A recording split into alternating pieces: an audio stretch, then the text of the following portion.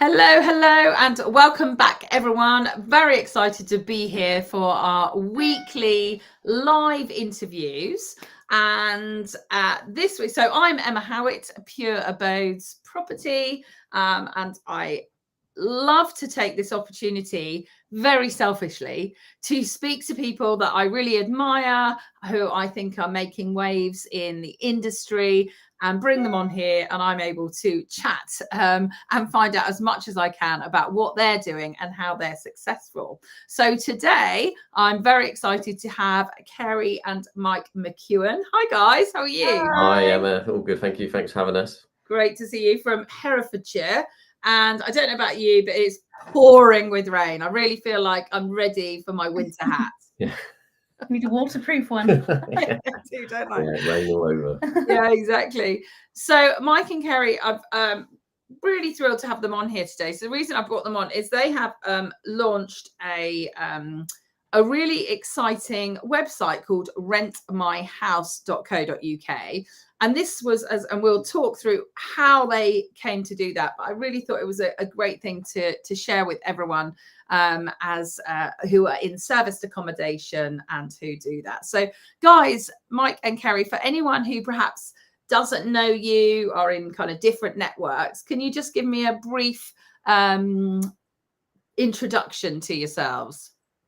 Yeah, okay. So we're a husband and wife team. We're based in Herefordshire and the surrounding counties. We've got a serviced accommodation business, as you said, rentmyhouse.co.uk. We've been going for about 7 years. We look after circa sort of 30 properties. There's a combination of sort of properties that we own, properties that we co-own, and obviously they're managed for clients as well. And our background is previously we were letting agents, weren't we? Yes, for 8 years. Well, you 8 years, me since I left school. Wow, that's amazing. And so obviously you've actually come from a property background. So like I didn't come to property till really late on. So obviously you, Carey, you started as a letting agent, is that right? Do you want to just give us a bit of background so we kind of hear how your journey kind of began? Yes, yeah. So I left school and had the offer of an apprenticeship at the one of the only letting agents in the city. So went there at the age of 16 and basically worked my way through the ranks through to lettings partner.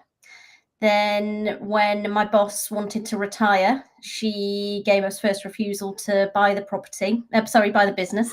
So Mike gave up his job in manufacturing and came on board. So we bought the business, ran it for 8 years, doubled the turnover and the portfolio, and sold it to Belvoir 10 years ago in 2014. 2014, yeah. Amazing. And so was that, we always hear, don't we, that it's kind of like before property education and after property education, there's quite often a sort of a big gap. I know for me, I sort of grew up thinking that just property was for the rich and that I had no chance in getting into that. And then as soon as I kind of started jumping on, you know, I suppose most of us read Rich Dad, Poor Dad, and then we started buying books. And that kind of gave me that into understanding it. Did you have the same kind of thing? Did you sort of see yourself as the letting agent? That was kind of before you had some of the new strategies that you now do? Yes, yeah. I mean, obviously, up until the point we sold the business, letting properties was all we really knew. Selling properties, there wasn't an estate agency arm to the business, so it was just literally letting. But I was quite fortunate, really, that the owner of the letting agency was quite a good role model in the sense that she was saying, you know, you've got to buy your first property ASAP. So I did buy my first property on my own, and that was back in 1999. So I rented it out for 6 months while I could afford to buy all the furniture and items I needed for it, and then moved in. So then by the time Mike was on the scene, we managed to sell that house, which was a 2-bed, and buy a 3-bed. It was when the house prices were going up so much, we managed to basically sell the 2-bed and buy the 3-bed for not much more. And what we've tried to do over the years as well is try and keep our old family home whilst we move to the next one. So that's how we've also built, we have sold some over the years, but that's how we've built our buy-to-let portfolio as well. So, many years ago, it was a lot easier to do than it is now. But we were lucky enough to be in a position to do that. So that started the portfolio, didn't it? The ball rolling. Yeah, we're in a very fortunate position because we've almost sort of done it the other way around. The whole property education world came to us much later, once we'd obviously had the experience of being letting agents. But what it did allow us to do, we were in a position really where there was lots of opportunity thrust upon us. We knew when landlords were going to sell. We often were given first refusal. And there were some really great opportunities that came about from sort of being in that position. And it was quite exciting. We used to move every 3 years. We'd always lucky enough to keep the previous house. And then we were sort of, as a family, a little bit more open-minded to making that jump every time, because we always felt, well, if it doesn't work, we can just go back to the old property. But yeah, it was quite exciting, wasn't it? But it became very, very difficult towards the end. I mean, we owned that business, as Carey said, for 8 years. And when we sold to Belvoir, it was shortly after they floated on the stock market, and they released lots of cash for their franchisees to sort of, expand. And at that point, we had 15 members of staff, and we fully managed 600 properties. So, it was a very, very busy time, wasn't it? But it was a good time. And, I think we sort of exited at a really fortuitous time, really, didn't we? Amazing. Well, gosh, you've covered off a lot of stuff there that I want to really pick up on. I love the fact that you talked about like moving every 3 years and taking advantage, because I don't know why. Maybe it's just because I haven't had the nicest house yet, but I've never been that attached to where I personally live. And so we've moved a fair amount. And it's saying, and I actually have always seen property as a kind of a means to an end, whether it's geographical, that you need to be somewhere, or and I remember people saying to me when I moved abroad, oh my gosh, that's just huge, what did you do? And I sort of said, well, I just booked a flight, packed a bag and went. It just seemed very simple to me.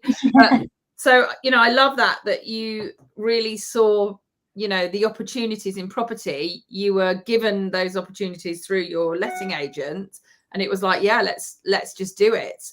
So did you kind of do them up along the way? Was it kind of like a plan, or was it kind of like more like, oh, we've got another opportunity that's a little bit bigger, we'll move to that one? And it was more the opportunity. We haven't really done any with the second house we bought, needed a bit of cosmetic work. But that was like literally decorating and carpets. So that wasn't a great deal. And then we bought 2 brand new properties as well after that. So the aim is, we've chatted that, we do like the idea of doing up a property, but we think that's probably, because we had children young, we think that's a bit more of a towards retirement sort of age, or a retirement plan, or something just to keep us busy, when we do decide not to do the day-to-day work. So yeah, we've been fortunate enough just to move from one to the other, but like I said, keep the old house to rent out.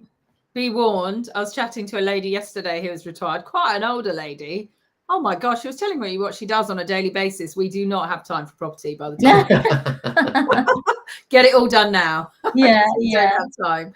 So guys, if anyone's got any questions for Mike and Carey as we go through, please do just pop them in the chat.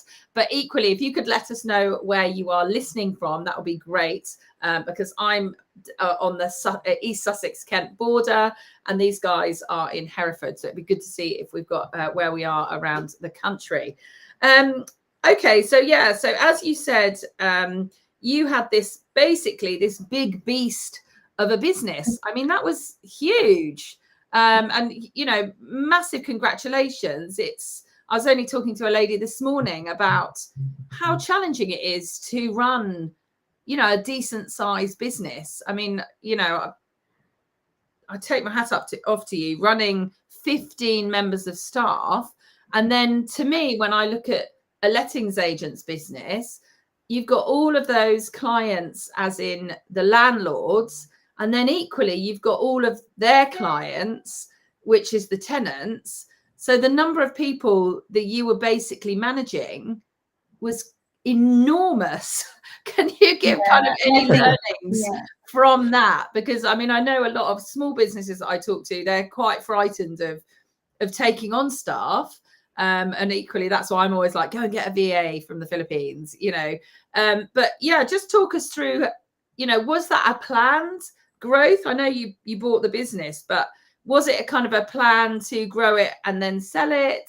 And you knew you needed to get to that time, or kind of how did it move forward for you? It was never a plan. We wanted to, you know, make sure we ran a tight ship when it came to running the business, which we did, and the due diligence when we sold it showed that as well. But yeah, going back, we hadn't really ever set any goals, but I think I got to a point where I was edging 30.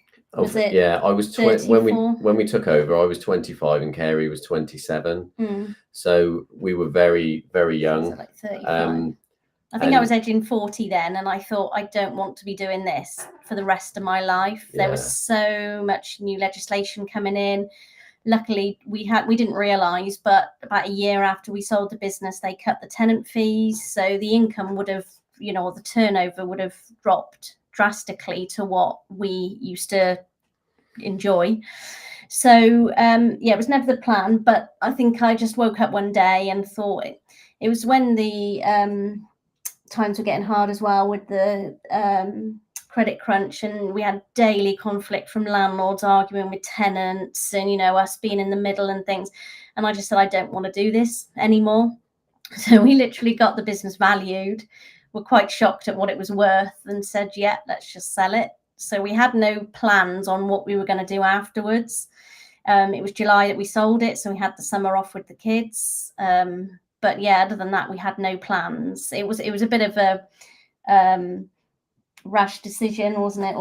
I think that's how we've sort of always rolled, really. So Carey is the type of person that, and we've known you long enough now, Emma, as well. I think you're sort of similar as well. Is if you've got a certain room arranged a certain way, it won't stay that long or that way for very long. You like to move things around, change it up, switch it up, and this is probably why we moved every 3 years. And it was the same really with the business. We sort of a bit of a decision made one day, and we sort of acted upon it. And we had 2 potential purchasers lined up in under a week. We went for a broker, and it was probably the best decision that we'd made, because at that, we didn't have the experience really to know what to do to sell a business properly, and we were well guided, and it showed really in the the potential purchasers that we had lined up. It was good, wasn't it? Yeah, it was the right decision. So I really love that, and it's so true. I mean, it's kind of like, it's almost the bane of an entrepreneur, isn't it? And you hear people talking about shiny penny and all of these things, but what I've seen with what your kind of journey is that you've been completely open to opportunity. And a lot of people would say, oh, well, Mike and Carey, they were just really lucky.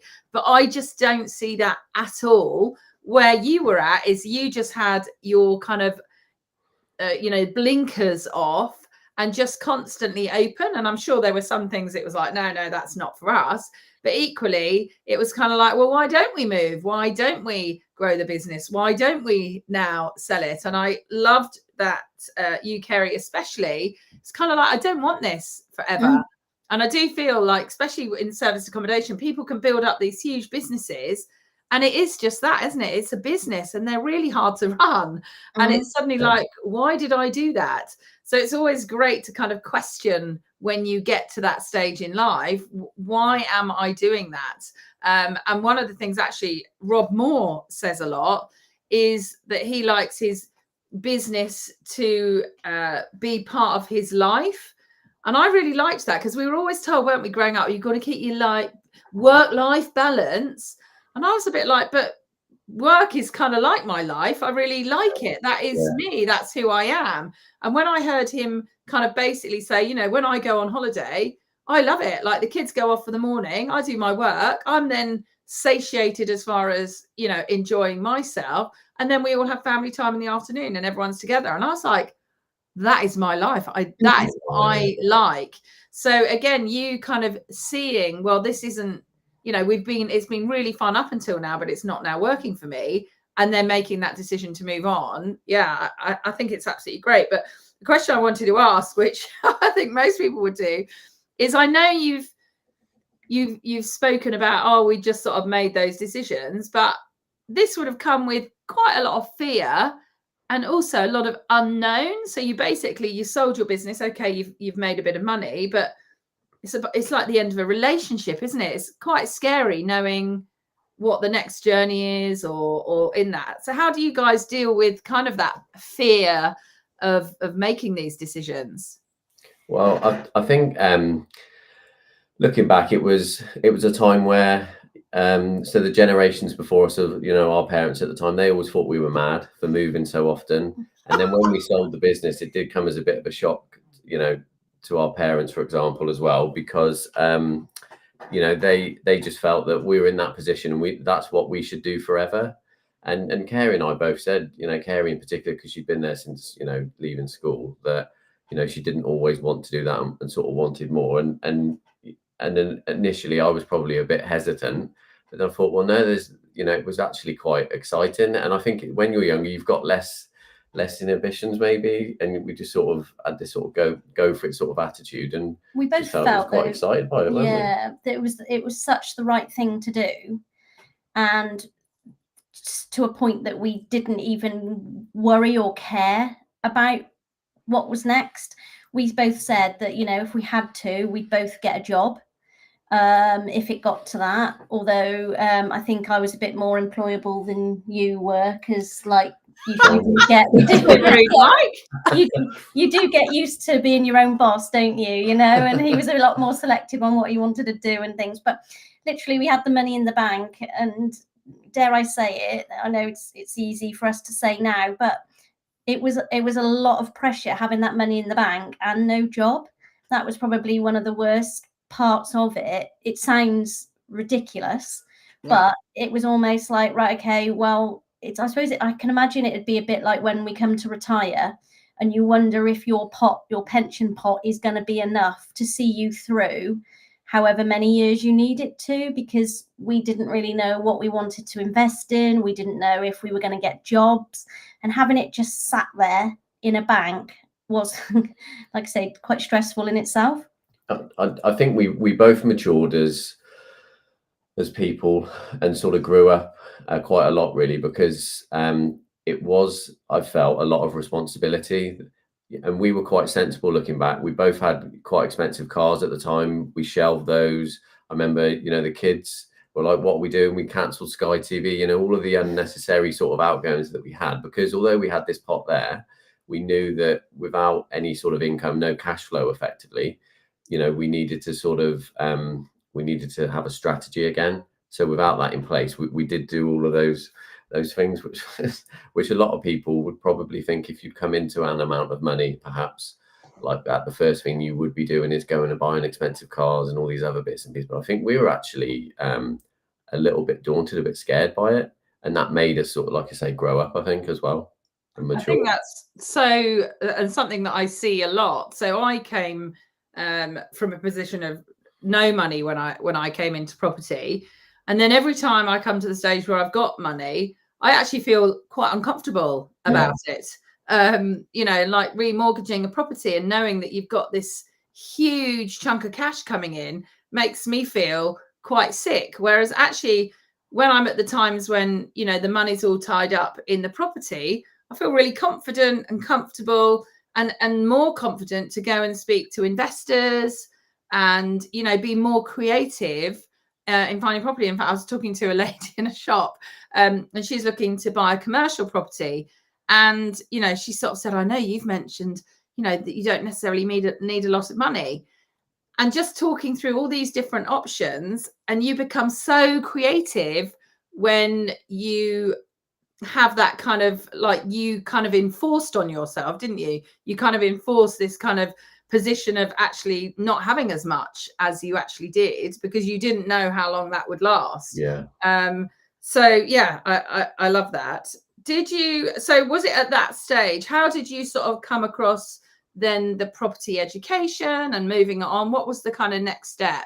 We had restrictions when we sold the business for 2 years, not to trade or operate in the area for how many miles was it? 30 miles? I thought it was 3 years, 30-mile radius. Yeah.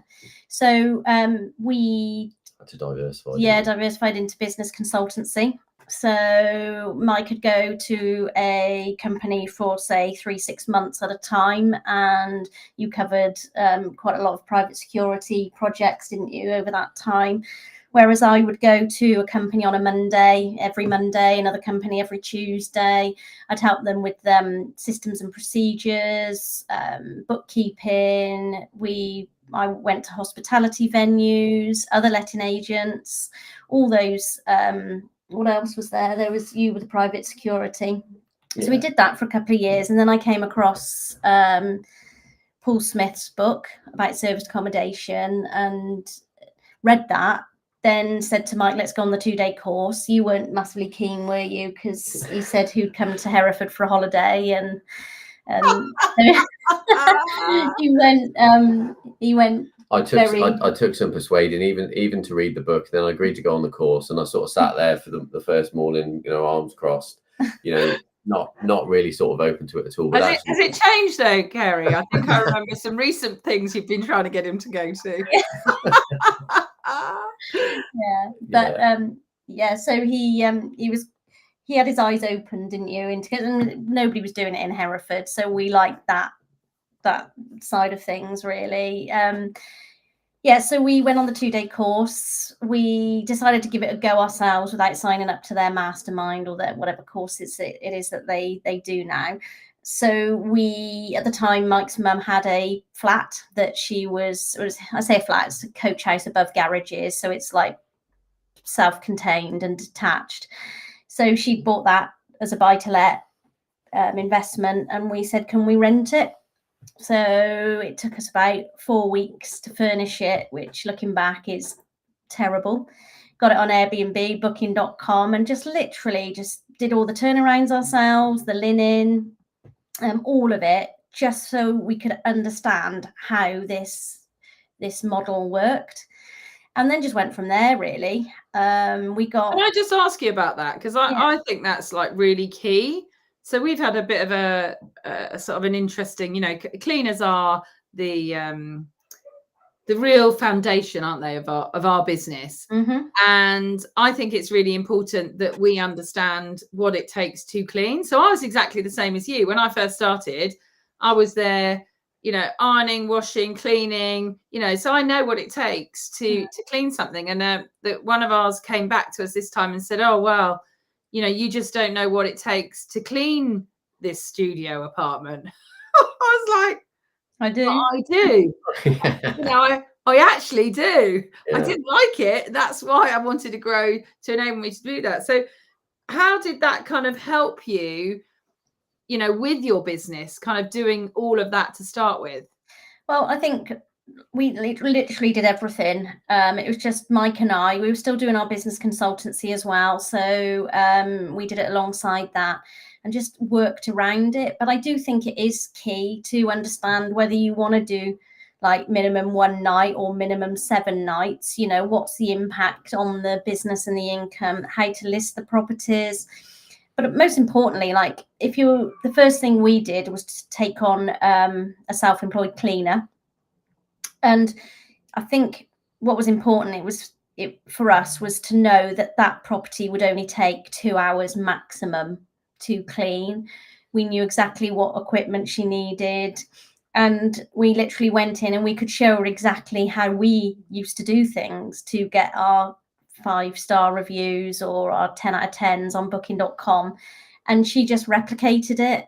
And then as time went on, we did a second one. And we said to the cleaner, okay, well, you concentrate on the first one and we'll do the second one. And it was only those 2 that we did fully ourselves to begin with, because by then we had the experience and the knowledge on like what we had to do to take on a third and a fourth one. So we took on 5 rent-to-rents from our old clients of the letting agencies. They heard what we were doing and said, I've got a property empty, do you want it? So we managed to get the time down on how long it took to furnish and equip to about a week. So, but, you know, within a week we'd... and also probably the amount of money that you spent. I remember my very first one, I was just so frivolous with what I spent on it. Compared to now, it's like, oh no, not going to spend that much money. Yeah, exactly. And so, yeah, I mean, that is a consideration. You know, how do you furnish them? The first 2 or 3 came out of savings, and the third and or the fourth and fifth one was hired. We hired lease purchase. Yeah, we hired it for 3 years. And then it was ours, so that helped with cash flow then and things like that. So yeah, it's but I do think it's important to do it yourself initially. Yeah, definitely. Or get a management company in to do it for you. We had to do that really to be able to demonstrate, because we were approached then to manage properties. So we had one that we sort of owned, 1 or 2 then that, you know, all the 5 rent-to-rent, and then we had some then that we managed for clients. So we had to have a working example really. And as you say, you know, in the early days we were very guilty of over furnishing, and it's SA is very different to, you know, a tenancy, isn't it? So, you know, we were learning on the job really, weren't we? It sounds a bit like me. Whenever I walk in a hotel or, you know, a holiday let or whatever, and there's loads of furniture, and loads of trinkets, I start sort of twitching, because I just think, oh my gosh, the amount of effort to keep that clean, to stop, you know. So I went to a really massive kind of like, you know, semi-mansion for a weekend retreat, and it just had all this beautiful stuff inside it. But I literally thought it must take 2 days to clean this property from top to bottom.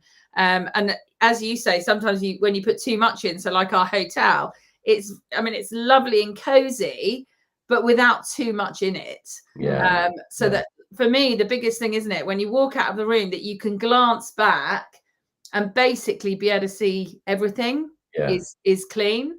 So I think, it's so key. So it sounded like it kind of, you started it, you know, with your mum's flat, understood how it worked, and then again, you guys sound like you've just got the blinkers off and just totally open to opportunities coming your way. So I'm sure, you know, other people, you know, having you know, your old letting agent, some people would have just walked away from that, but you were actually then still getting business from it with these properties. You were able to do, because that is really hard, isn't it? Like, I've got people at the moment who, you know, want to do you know, sourcing, and I'm helping them, and they're talking about sourcing rent-to-rent service accommodation. I don't know about you, but they can be really challenging to find rent-to-rent service accommodation. It's not like, you know, below market value where you can go on Property Filter and you basically know that you've got a motivated vendor wanting to sell and they've reduced the price multiple times. I mean, that's easy to me. But to go out and actually find a rent-to-rent service accommodation, it's really challenging. Yeah, and especially where we are, they like agricultural city. Everyone was, what serviced accommodation? You know, this was like 8 years ago. Well, what is it? You know, and having to explain that, you know. But then I think, like I said, the relationship we had with the existing clients, that helped a lot, because he was saying, as long as I get my rent each month, I don't care. And you were writing the tenancy agreements for them, weren't you? Or the management company let the agreement. It is a key point. I mean, we were very fortunate. I do remember a time that I did sit at one of our old employees' desk, and he said, look, you write the email, and I put down exactly what it was that we were doing, and they sent it to one of their other clients, and they came back and said, yeah, that sounds ideal. Wow. So yeah, no, very fortunate. Yeah, and I think, you know, your background as well, you know, to have a lot of knowledge, because also a lot of it, isn't it, is I always say to people, if there's no problem, so if the landlord hasn't got a problem or hasn't had problems, they're not necessarily going to want to do rent to rent, because they're used to that traditional model. And to do something really different, you know, there needs to be a reason, doesn't there? So if there's no problems, it's probably going to be a no. And you need to get a lot of no's. So you would really understand the problems, because it's kind of like, isn't it? It's almost finding those golden carrots that you can kind of dangle and say, you know, I'm going to take away these particular problems and help you with that. So moving on then. So it sounds like you sort of, you know, organically kind of grew this a mix of kind of rent to rents. And then did you have some of your own stuff, and then you had people kind of approaching you to management? So how did it sort of start moving forward? Well, once we had the rent to rent in place, every time we had a tenancy come to an end in our own buy-to-let portfolio, we switched it straight away then over to SA.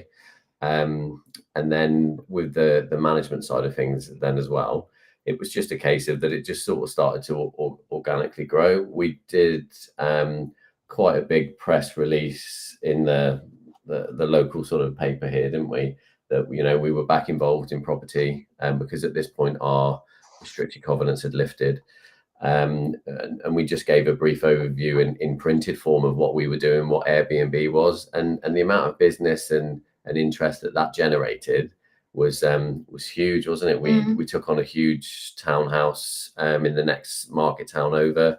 That was a guy that had come from the States. He knew all about Airbnb, and he just thought it was amazing that he finally found somebody sort of this side of the pond that understood what that was, and somebody that could manage his property, you know, in that manner for him. So that was great, wasn't it? And it just seemed to just lead to more opportunities, really. And it just comes back to sort of telling people, you know, what you do.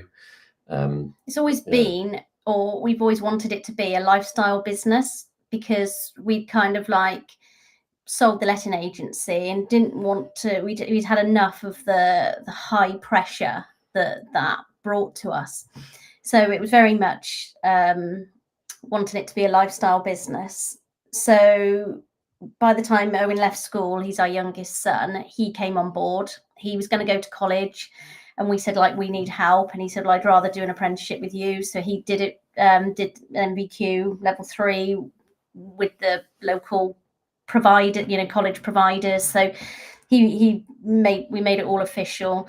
But he came on board. He's still with us, and it just kind of, as word got out, it just got bigger and bigger very quickly. But we then joined a service accommodation boardroom that we met up once a month, and that was really, really useful to us, because it was all service accommodation directors of companies from all over the UK getting together once a month and sharing ideas and business, moving forward.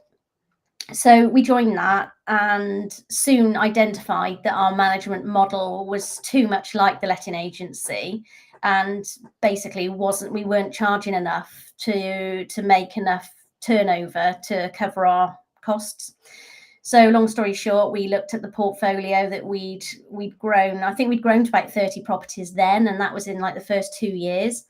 And we had a big shake up, and we said to there was a couple of people that we how would you say weren't really the greatest clients, and again, don't want any hassle back then. So we said to them, look, we don't think we can manage the property to your standard, and plus our fees are going up. So we basically doubled our management fees. Yeah, doubled the management fees. Said, in a nice way, take it or leave it. And apart from the couple we wanted to get rid of, the rest just accepted it and are still with us now.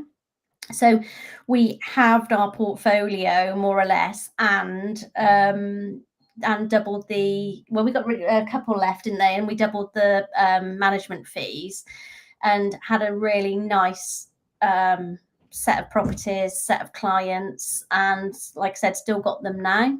So back in January last year, we got superhost status on Airbnb, which for 30 properties is a massive achievement for the team. Yeah. And I think a lot of that is because of the really good relationship we've got with our clients.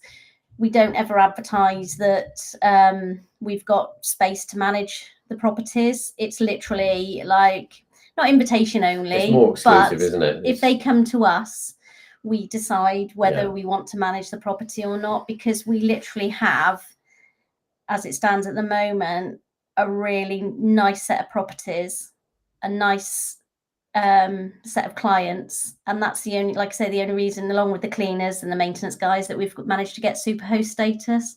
And keep it, yeah. And Yeah, it covers the overheads and everyone's happy. So Yeah. we are, like I said, quite strict when it comes to like who we're going to take on. But that's so key, isn't it? I mean, when you look back at your letting agents, I mean, some of the things that when I hear letting agents talk, I actually really kind of feel for them. They'll say something along the lines of, oh yes, you know, we keep mentioning to this landlord that, you know, he really needs to do something to the property. You know, it's the standard is going down and down and down. And having those I mean, there could be all sorts of reasons, you know, there's no judgment, but equally working with those kind of people makes your business really challenging. And it goes back to like the 80-20 rule, doesn't it? It sounded like 20% of your you know, your people that you're managing for, you know, it wasn't the best relationship, so you want to change it, don't you? You want to get rid of those and actually work with the ones that work with you. And also I think once you have that exclusivity, you then have real control on your brand, on what you're sharing, and then, you know, inherently what we're doing, isn't it, is providing a service for the end client, for the guests, and that whole thing can cascade down to the guests not having a great experience. And one of the things that we say in our business is, if what you're doing right now, is it contributing to the guest having a great experience? Mm-hmm.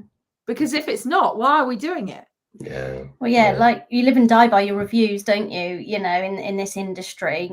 And if you've got a client that won't replace the dustbin because the dustbin lid's broken, that's not going to give, you know, a good impression to the guests. I mean, that's just an example, but you have to have that relationship where you can pick up the phone, and luckily we do, and say to them, right, okay, there's a guest going in at 3 o'clock. Can we get a new dustbin, and can we put it in, you know, obviously at your cost, or will you get it? And between us, we do it. You know, if you've got some awkward person, awkward client, then you're never going to get the reviews that, you know, you need.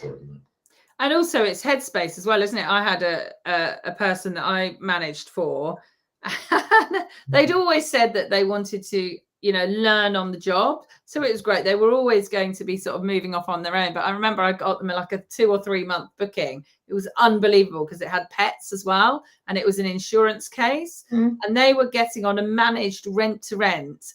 I managed to get them profit of £2,000. So it was just huge what they were getting. And anyway, at the end of the second month, she queried 2 hand towels.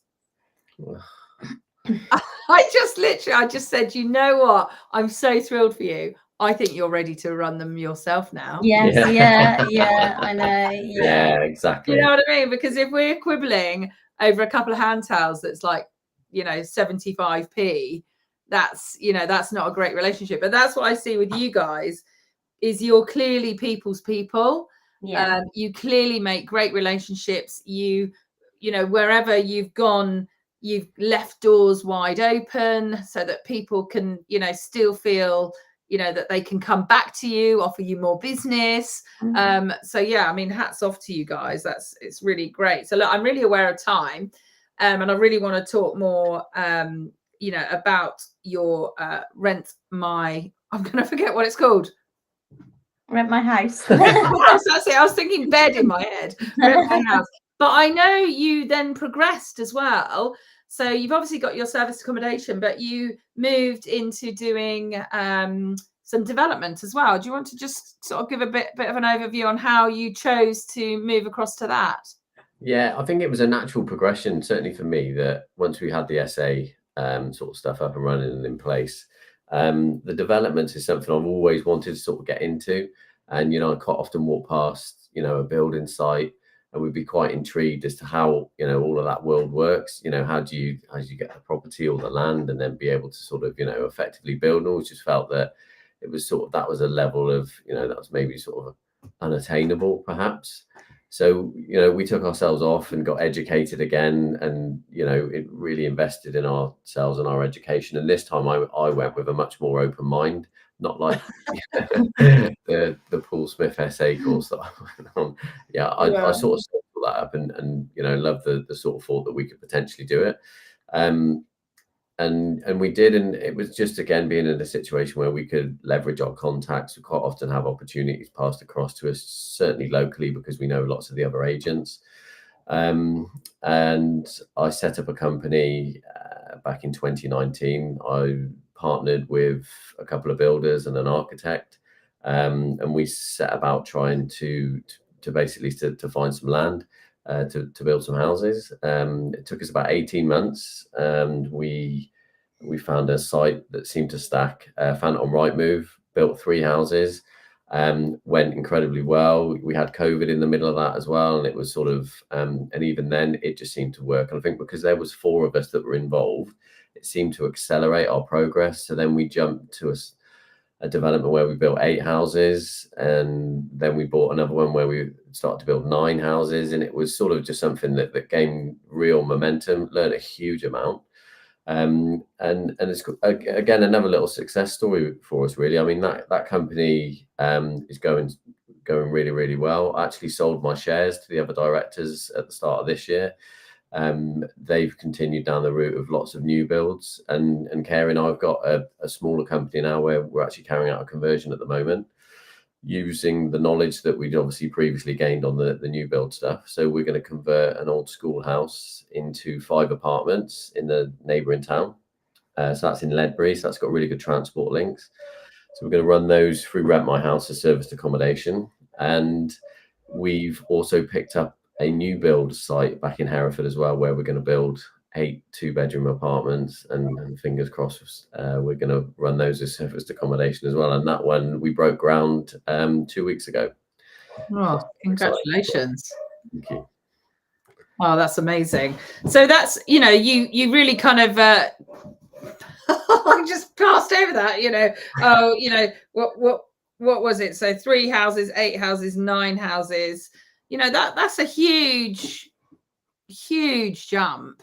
How did you find kind of that, because obviously serviced accommodation, although it is property, it is more business oriented, isn't it? So suddenly development is very much hands-on and a whole host of new skills, I would imagine. Yeah, and I have to say, the guys that I partnered with, I mean, I leveraged their sort of skills and experience and really just facilitated putting this all together. And I sort of looked after helping to find the sites, and ultimately my job to get the sites funded, which we were able to do, again, leveraging our contacts back in the SA world. So I have to say, the guys that I was in business with at the time, they produced a fantastic product. We had people come from away that were much more sort of seasoned developers, and they passed comment on the quality of our product, being far in excess of what they could achieve, and they were seasoned developers. So yeah, I have to say that the builders and the architect that I partnered with were fantastic, and like I say, and they're still going strong now. And it was just the right time at the beginning of this year to come away and do something a little bit different, and concentrate maybe more on sort of flats that we could hold, and again run through Rent My House.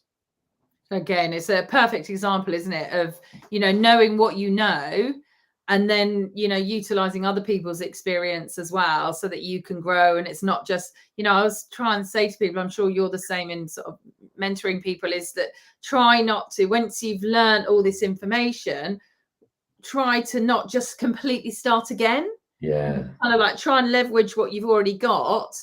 And maybe it's a bit of a sidestep and going up. So you literally, you were able to utilize what you already knew, and then you brought some other people on as well to help you grow that journey, rather than going right back down to the beginning where you would have no idea. And also, you're naturally going to make far more mistakes. So I'm sure there were mistakes had, there always are, but I'm sure they were much more controlled. Yeah, without a doubt. And I certainly couldn't have got to where we are without those guys. Yeah, completely recognize that. And I think we're always very good at realizing the bits we're not very good at. and then you outsource those bits, don't you? I mean, some people are of the attitude that they're the best at everything, perhaps, or they can do it themselves. And I think with developments, there's so many moving parts and so much risk and time and everything involved that, you know, in order to sort of de-risk it and work in such a way to sort of deliver the project successfully, it's yeah, you outsource those bits and pieces without a doubt. Yeah, no, I love that. I've never had that trouble of thinking that I'm good at everything. I know that I really am not. There's not very many things I'm good at. Nor us. So that's I think that's a good thing. So look, let's jump straight into this rentmyhouse.co.uk. Obviously we've got, you know, booking.com and Airbnb, these huge kind of dinosaurs, but they're you know, they're rapidly moving dinosaurs, aren't they? They're not slow moving, and they're certainly not dying in any way. So what kind of tell us the story around Rent My House? Well, originally it started life back in 2013 as an online letting agency. So we were a little bit worried at the time about the likes of Purple Bricks and different bits and pieces back prior to when we sold the high street agency. I knew we needed some sort of a high street presence. It worked okay. It never really sort of took off under that guise. We didn't really give it the attention that it probably needed to do that, but we didn't need to go in that direction because obviously then when we sold the high street agency, we never had that presence anymore. So then we sort of parked it and we sort of we regurgitated it, if you like, or repurposed it when we started the SA journey. And that's always been our SA company, if you like. And we had a channel manager driven website that was very basic, which was great. And that always served a purpose. But we were constantly asked, probably because of the unique domain name, by operators all over the country if they could advertise their properties on our website. And it was always something that we thought was quite comical. And we're like, oh, you know, we've got another one. It was like maybe 1 or 2 a month. And we obviously couldn't, because if we aren't in control of people's calendars, we can't take bookings for them, and it would have been very sort of messy. At the start of this year, we had a new website built, and we spoke to our website guy. We worked for him sort of 12 months prior to this, and just said, you know, we keep getting these inquiries, and we want to be able to provide advertising space if we can for other people to, you know, to list their properties. And it's worked really, really well. I mean, we offer for a subscription, it's £9.99 a month or £99 for the year, advertising space. So a unique page for anybody's property on our website. They can list as many photos as they like, a good description, and then we can link them, the user, across to that operator's website. So we've got clients that haven't got a website, that are at the start of their SA journey, that just want to list their phone number and email address. And we think that's great because we're giving them a presence. They can then leverage the website traffic that we get. Quite often we come up in the top 3 for serviced accommodation near me on Google. And these are in areas where we haven't even got any properties. You know, we're outranking, you know, established people in those areas. So we provide the advertising space. They can log in at any point and update it. So again, it's great for people at the start of their journey. Once they do get a website, they can update that.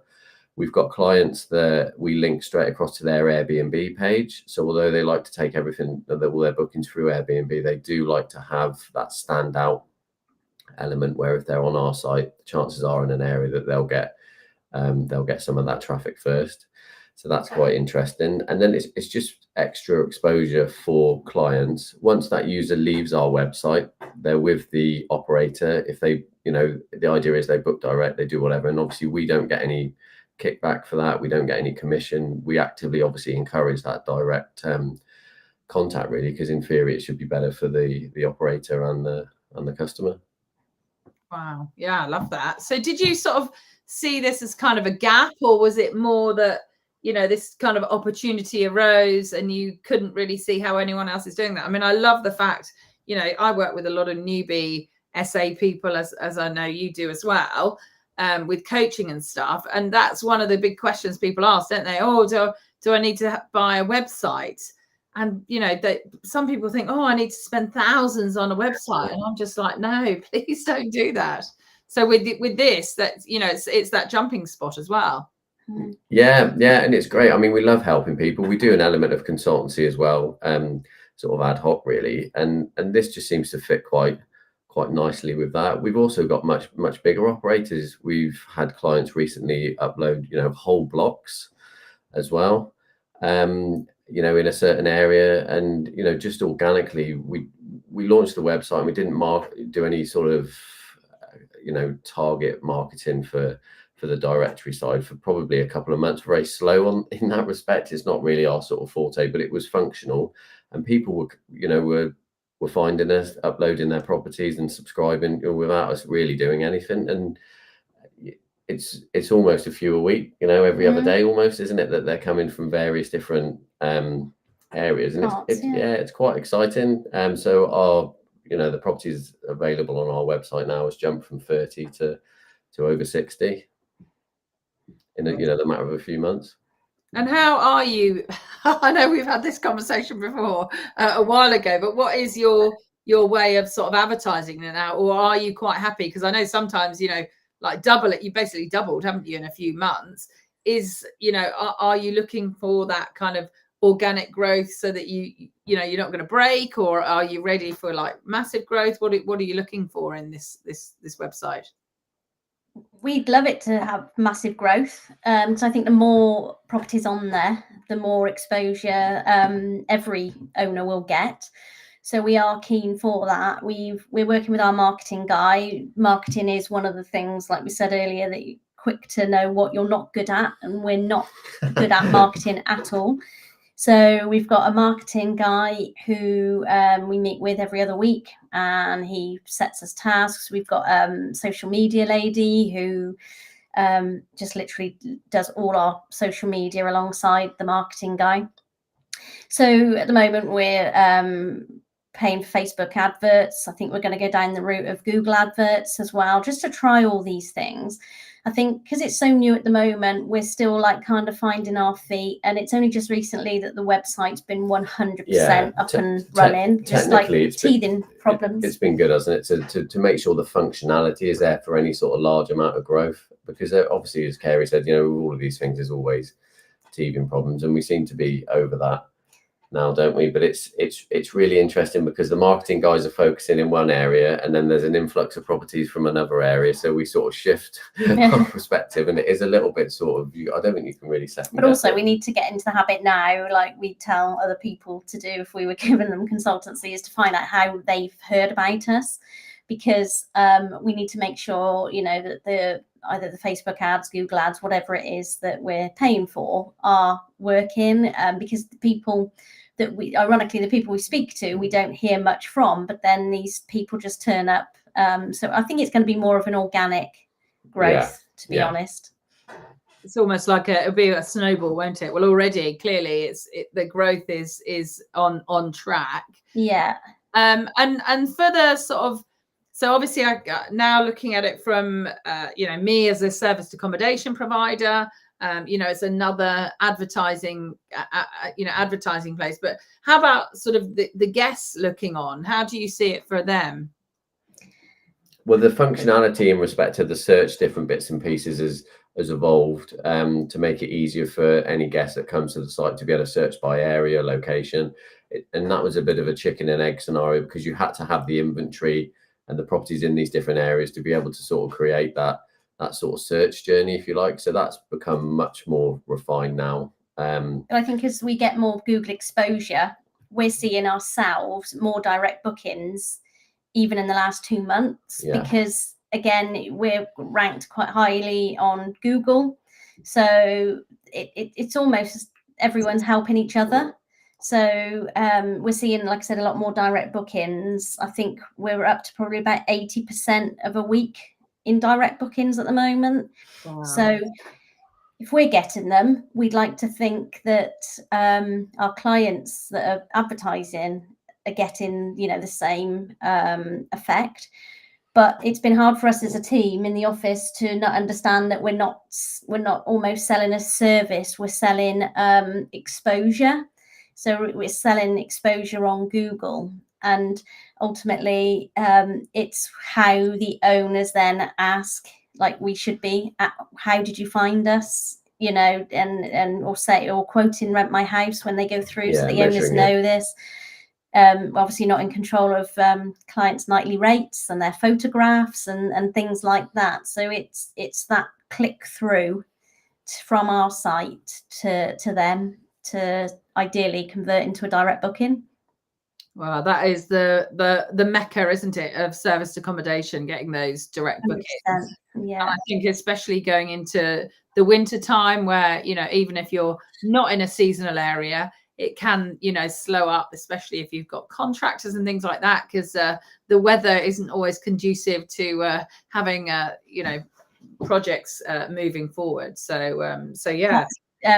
Quite a big, well, it's quite a question we get asked quite often, isn't it, about our contractor market side of things? Because I know there's a lot of operators in the UK that want to get involved, and we've always been quite lucky in Hereford, haven't we, with the contractor side of things.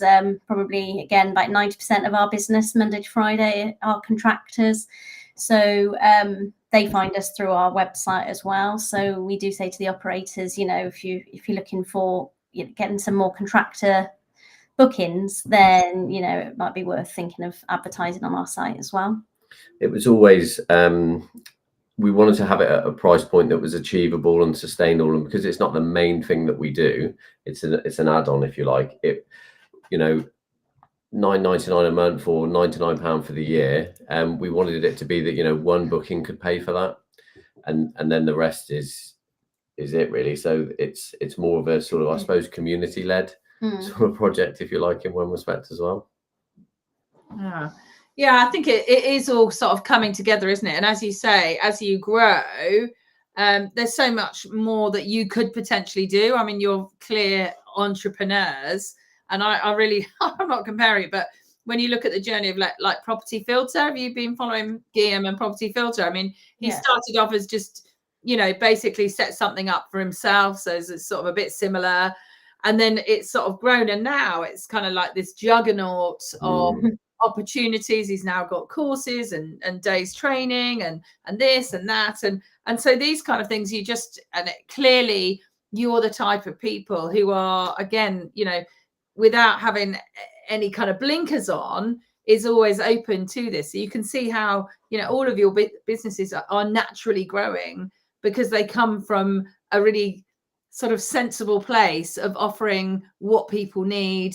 You know, the name. So as you say, you've got this name that's been there for such a long time as well, that to be able to rank highly like that, that's quite something. So I know perhaps the ins and outs of the marketing might not feel like your strengths, but some of the basics that you've put into place over the years clearly do reflect. Yeah. And have enabled you to get that success, really. Yeah.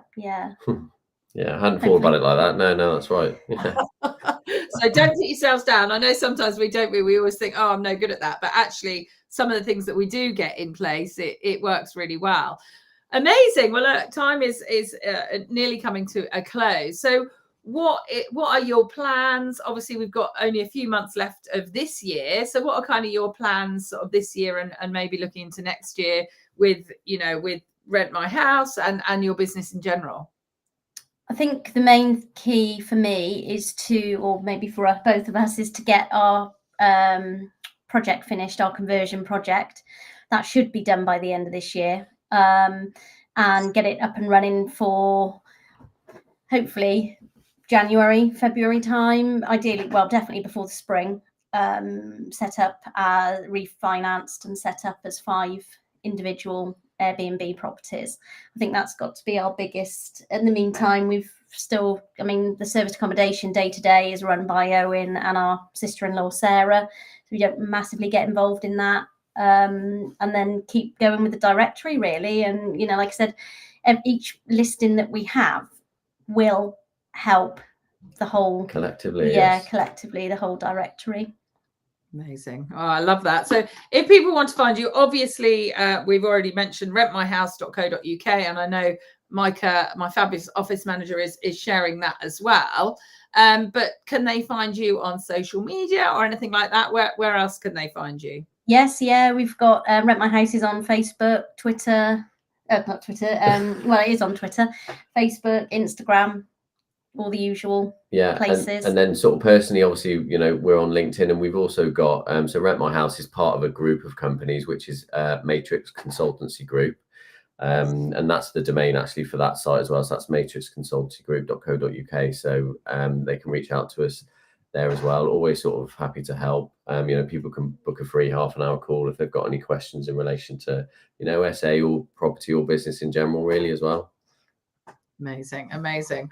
Well, look, guys, I really, really appreciate you coming on, because I think sometimes when we look at, say, booking.com and Airbnb, as we said, there's such huge kind of operators that sometimes you can't necessarily see how you might have something that is sort of similar but works on a smaller basis. And that's what I really love about what you've created here, is it enables, you know, people to have something different, to have a space that's their own, perhaps when they're starting out, or even, as you said, as another avenue, because let's be fair, we're all looking for more avenues to be able to get those direct bookings or to get that. So I'm certainly going to be pushing that across, you know, my mentees and anyone that I come across, because I really think it's got a lot of legs to it, as you've seen already. And I really like that. So amazing. Well, look, maybe a closing comment from you guys. You know, to especially at the moment with the you know, the budget coming up at the end of the month, should we all be running from property, or is there still opportunity? We often chat about this. I mean, you know, there's always moves and waves and sort of changes, you know, in the property world, and I think that it always brings with it a new set of opportunities, and I think there's always something that you can, you know, some positives and some, you know, create a service to suit a certain need that's, you know, come about from that. So I would just say for people to, you know, remain positive. Remain in haste. Definitely. I think with the whole, you know, changes in legislation and tax implications, there are going to be quite a lot of independent people or operators that will get scared, sell it up, and then that will just push up the demand. Yeah, I mean, there's always going to be opportunities, isn't there? So it's just finding them, and we can quite clearly see that you're always going to be there with your blinkers open, seeing those opportunities and grasping them while you can. Definitely. Mike and Carey, thank you so much. It's been really great chatting to you again, and really look forward to seeing how the Rent My House grows going forward. So thanks for having us. Thank you for having us. Thank you so much, guys.